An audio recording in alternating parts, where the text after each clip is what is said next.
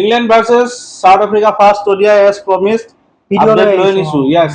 তো আজি এটা ভিডিও দিছিলো ইংলেণ্ড আৰু সাউথ আফ্ৰিকাৰ যি সিৰিজৰ ODI সিৰিজৰ T20ও খেলিব পিছত এটা আমি কালি বনোৱা ভিডিও আছিল এটা আজি লাইভ হৈছে তো আজি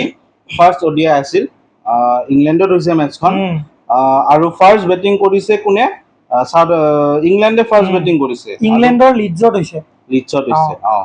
তো ফাৰ্স্ট বেটিং কৰি 50 ওভাৰৰ মেচ হয় 131 ত অল আউট হৈ গৈছে ইংলেণ্ড 24.3 ওভাৰত মানে পুৰা কলাপস হা আৰু মই যদি কওঁ ওপেনাৰ জেমি স্পিড আহিছে 54 ৰান তাৰ বাহিৰে কোনোৱে নাই 20জতো নাই 20জৰ ঘৰতো নাই তো কি কম বাকি ৰান নকৱা পাহৰি গৈছে নেকি ইংলেণ্ডে মই ODI খেলা সাউথ আফ্ৰিকান বলিঙৰ কথা কওঁ আমাৰ মহাৰাজৰ কথা জানো মহাৰাজে 4টা উইকেট লৈছে তাৰ পিছত মুল্ডাৰ 367 নট আউট যে আমাৰ 3টা উইকেট লৈছে অলৰাউন্ডাৰ লুংগি এনগিডি এটা উইকেট আৰু ননৰে বাৰ্গাৰ এটা উইকেট ৰাবাদা খেলা নাই এইটো সিৰিজ ননৰে বাৰ্গাৰ খেলিছে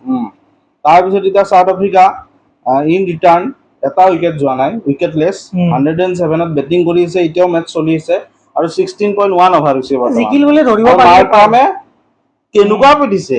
47টা বলত 73 মাৰ্কামে নিজৰ IPL ৰ মানে ফৰ্মটো লৈ ঘূৰি আছে ইমান দিন হেকে হোৱা নাই ফৰ্ম আৰু ৰিকেলটনে 27 ৰান মাৰি কিনে দুইটা এটা ক্ৰিজত আছে ৰিকেলটনে অলপমান সেন্সিবল খেলিছে 51 বলত 20 এটা মাত্ৰ 25 আৰু এটা ফোন মাৰিলে 77 হল মাৰ্কাম মাত্ৰ 21 ৰান লাগে এই মেচখন সাগে সাউথ আফ্ৰিকাই 10টা উইকেটত জিকিব এক্স্যাক্টলি 10টা উইকেটত জিকাটো এটা লাজৰ কথা ইংলেণ্ডৰ কাৰণে কোনো এটা ভাল মই কৈছো নহয় সাউথ আফ্ৰিকা একদম দুৰ্দান্ত ফৰ্মত আছে হয় অষ্ট্ৰেলিয়া হাৰুৱাই আহিছে মানে বলিঙৰ ফালৰ পৰা বেটিঙৰ ফালৰ পৰা সব ফালৰ পৰা আৰু মানে যোনটো সাউথ আফ্ৰিকা আগতে দেখিছিলো ওয়াৰ্ল্ড টেস্ট চ্যাম্পিয়ন হিয়তে মানে ইঞ্চ ক্লোজাৰ যায় যেতিয়া চক কৰি ইঞ্চ ক্লোজাৰ যায় চক কৰি যায় কিন্তু হেতু বস্তু আমি দেখিছো 24 ওয়াৰ্ল্ড কাপতো ইঞ্চ ক্লোজাৰ যায় জিকিব ওলাইছিল এনেকা কিন্তু চক কৰিছে 23 ওয়াৰ্ল্ড কাপতো সেমিফাইনালত চক কৰিছে কিন্তু WTC জিকাৰ পিছত মানে এতিয়া এইটো বস্তু ক'ব পাৰি চকৰ যোনটো কাৰ্ডটো হেতু সাকে ভাঙা গৈছে সাউথ আফ্ৰিকাৰ পৰা গটিকে to all the other teams you should be very scared including India for the next T20 World Cup and 2027 World Cup South Africa will be lethal আৰু তাৰ মানে কি হিয়তৰ হে ভয়টো এতিয়া নোহোৱা হৈ গৈছে এক্স্যাক্টলি আৰু 27 ওয়াৰ্ল্ড কাপ তো সাউথ আফ্ৰিকাতে হ'ব obviously নিজৰ হোম গ্ৰাউণ্ড এইটোৱে তো মানে হোম গ্ৰাউণ্ডত তো আৰু কেনেকুৱা খেলিব আৰু ক'বই নালাগে সাউথ আফ্ৰিকাৰ টিমটো কিন্তু একদম মজবুত তিনিওটা ফৰ্মেটত মজবুত এই বৰ্তমান কিন্তু মজবুত কি হয় পিছলৈকে নাজানো আৰু এটা বস্তু হয় বাৰু কিবা এটা বস্তু ভয়টো যেতিয়া ঘুমাই যায় তেতিয়া